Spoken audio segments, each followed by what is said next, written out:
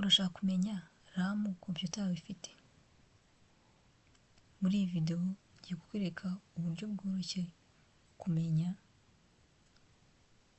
ingano ya RAM computer yawe ifite.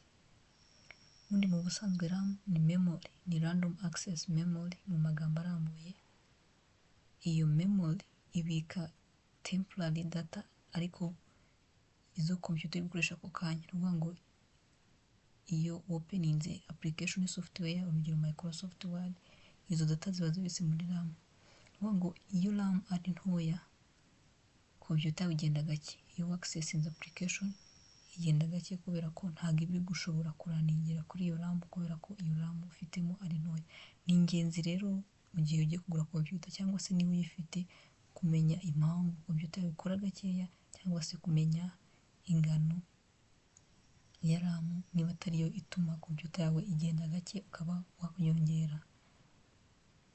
Ikintu cya mbere ukora ujya kuri this PC, hanyuma right click kuri iyo folder, ujya kuri properties.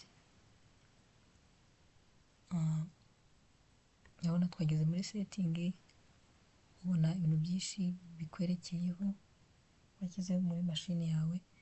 Ubona storage mashini yawe ifite, izakoreshejwe, ukabona graphic card ndetse ukabona na RAM wesitaye muri computer yawe, ukabona na processor cyangwa se CPU SNI 3 igendera kuri muvuduko.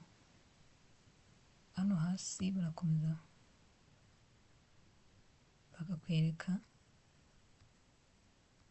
ibintu byinshi: device specification, device name, solid RAM, product ID, system type. Hano bakakwereka version, serial number n'ibindi bintu byinshi.